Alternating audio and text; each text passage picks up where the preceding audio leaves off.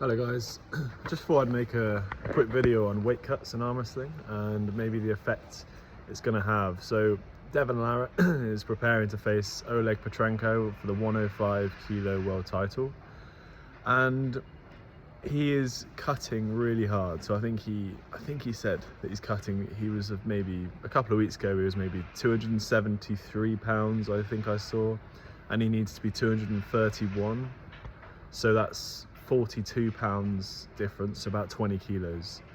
Now he thinks he could do 25 pounds or so, I think it was, no, 22 pounds with just a standard water cut. So just not eating or drinking for 24 hours, maybe saunaing, or just essentially the water will just fall off you and he could just walk into the match.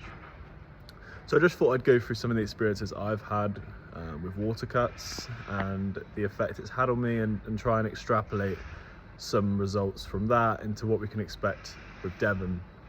So I compete in the 86 kilo division, and I usually walk around 90 kilos, and I've often done the 24-hour water cut where I didn't even drink anything in the week, anything different in the week leading up to it, but 24 hours before the weigh-in, I wouldn't eat or drink.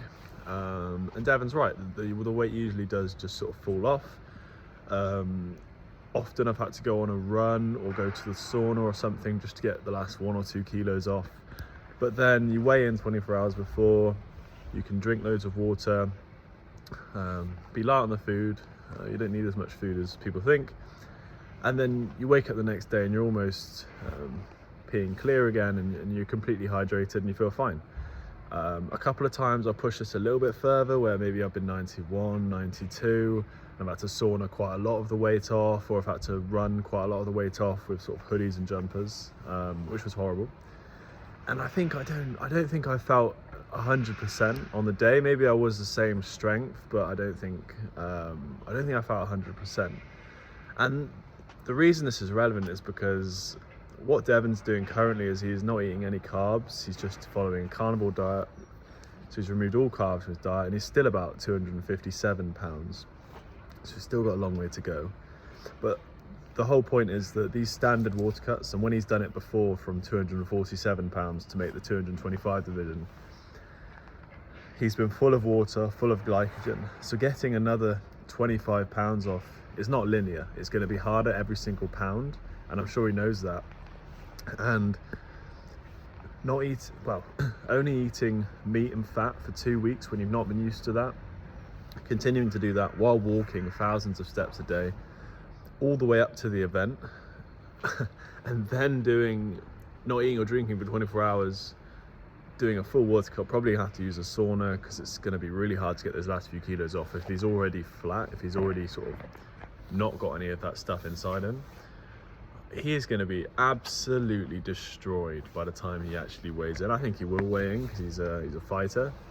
But if we're looking at the effects of that, like 2-3 weeks, his final 2-3 weeks of his prep have been horrendous. So his body's now going into sort of a fight or flight state almost. It's not having, it's completely different to what he's been doing for the last couple of months, where he's just been eating and filling up. So I'll be really interested to see what happens with his strength. The annoying thing is that we're not going to see the counterfactual, so we won't see what his strength would have been like without doing this water cut. So you only ever observe one outcome. But I think we can infer quite a lot that if Devon was at his completely normal state, he would beat Petrenko. I think he thinks he's not actually that far off from where he was with Devon. We can remember what he did to Devon, who was quite even with Petrenko in training, and Devon destroyed Petrenko. Yeah, so I think obviously Petrenko then beat Devon quite comfortably, but I would think Devon's getting the stop somewhere, whether that's round 1, round 2, and then he's bleeding in and beating him. But with this water cut, with this ruling out carbs for the 2-3 weeks before, I think it could neutralize the playing field, and we might see Oleg Petrenko being too much, because he's going to come in full, healthy, strong. This is a guy who flipped Dadekan's wrist, destroyed Ongabayev, like Ongabayev's right arm. He gave Levan more trouble than he gave Petrenko. So it's not like they would have been, Petrenko is not far away from that level, and he's one of those people that could probably give a lot of super heavyweights a run for their money. Think of what he did to Alijan Muratov.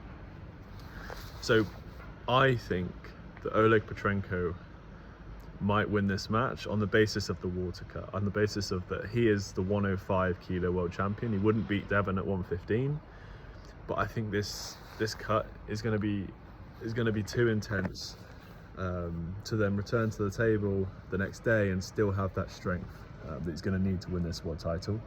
I know a lot of people do the carnivore diet, and I don't think that's the issue. It's more the change. Like, his body is not used to it, and going from 257 in a depleted state down to 231 is very different from waking up and being 257 having not been in this depleted state. So going early, I think Oleg Petrenko is going to win this match.